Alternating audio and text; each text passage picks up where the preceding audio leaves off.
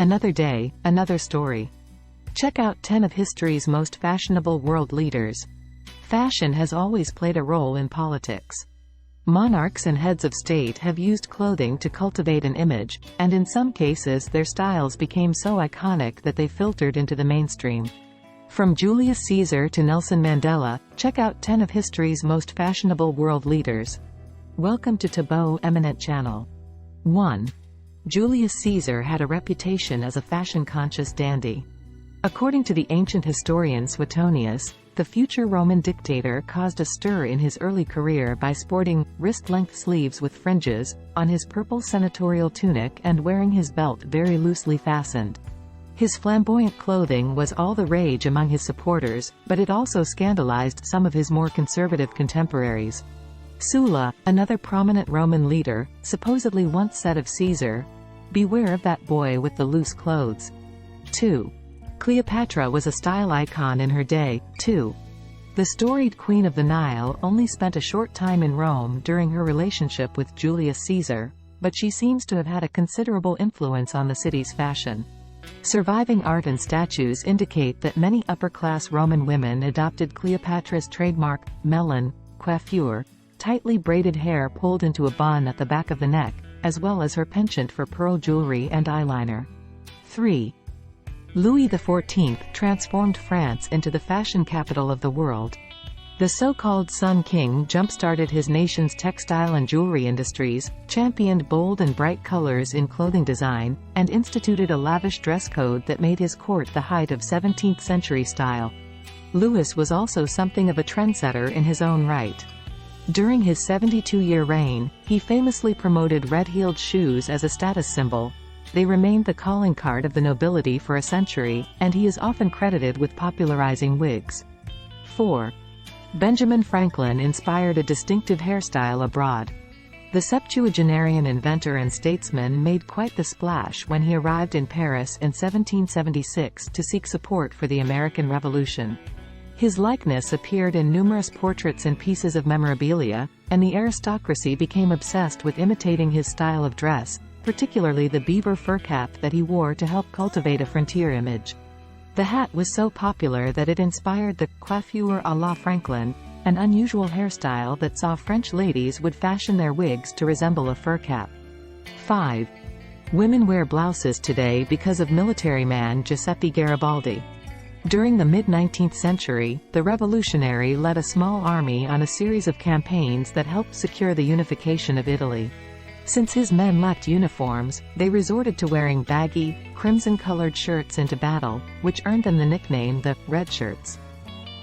As Garibaldi's fame grew, female admirers around the world adopted a similar-looking wool, Garibaldi shirt, as an everyday piece of outerwear. In 1862, the magazine Godey's Ladies' Book even predicted that the functional, comfortable garments were destined to produce a change amounting to revolution in ladies' costume.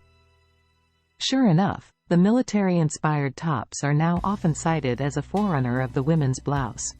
6.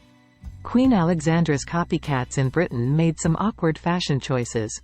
From the moment she married Prince Edward VII of England in 1863, high society admirers eagerly copied Alexandra's sleek jackets and skirts, leading to a new trend of suit-like attire for women. Likewise, when she began wearing choker necklaces to hide a scar on her neck, the accessories instantly became a hot item in ladies' fashion. The royal was so beloved that some women even tried to imitate her Alexandra limp, the result of a case of rheumatic fever, by wearing mismatched shoes or different-sized heels. The bizarre fad swept across Britain in the late 1860s, prompting one newspaper to muse, "There must be a line at which even fashionable folly may be expected to stop short."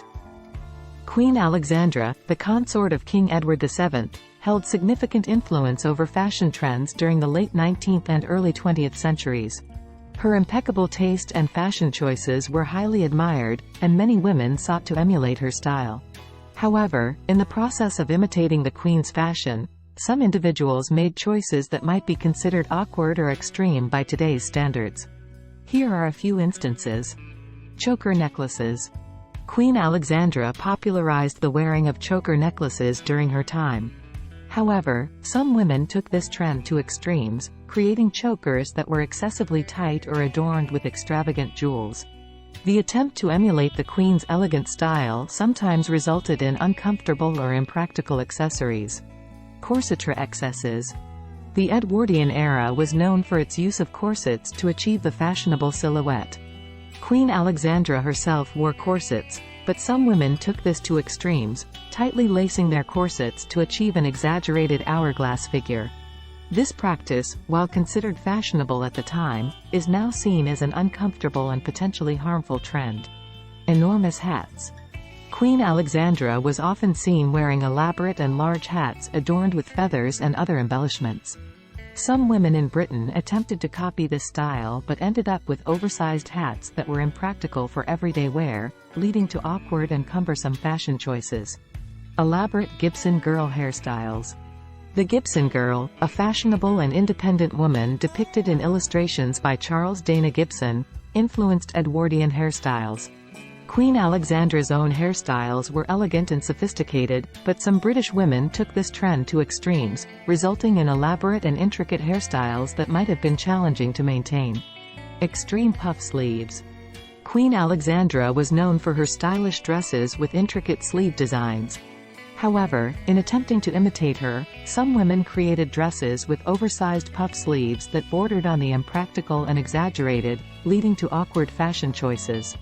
It's important to note that fashion trends and beauty standards have evolved over time, and what might be considered awkward today was often a reflection of the styles and norms of a particular era.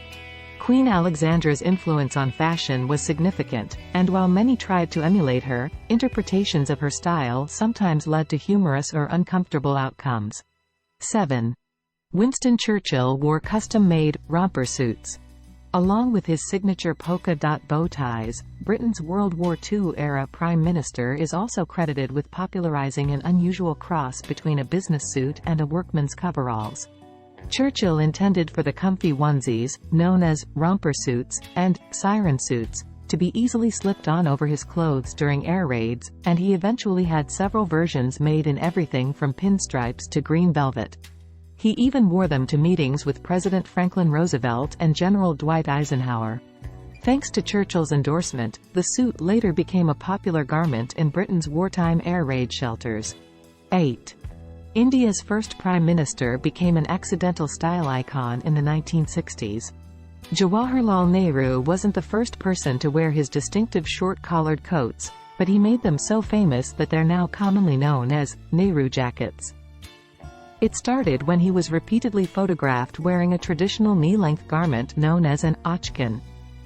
Western retailers began marketing a shortened version of the coat, and before long it had been adopted by celebrities such as Johnny Carson, Sammy Davis Jr. and the members of the Beatles.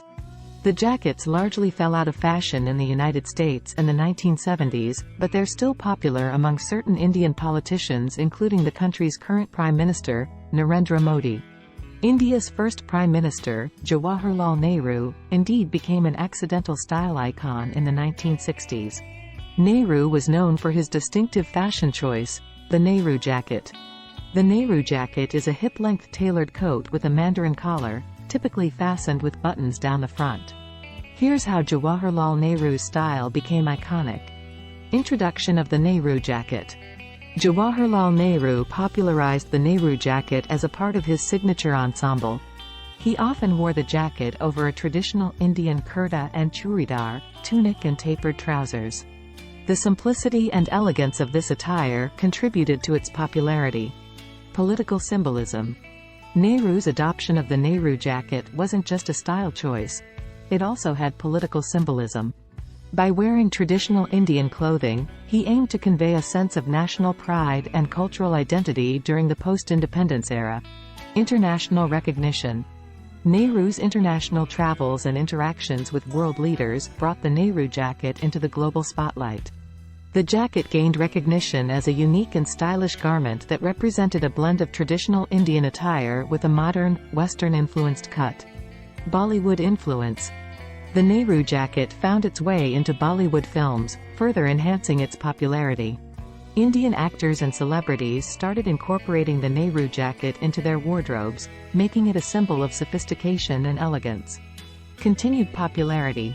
Even after Nehru's time, the Nehru jacket continued to be embraced by politicians, celebrities, and common people alike. It became a versatile garment suitable for both formal and casual occasions. Contemporary fashion. In recent times, the Nehru jacket has seen a revival in fashion circles.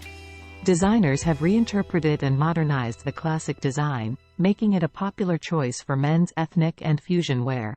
While Nehru did not set out to be a fashion icon, his distinctive style and the Nehru jacket's association with him inadvertently turned him into a symbol of timeless fashion.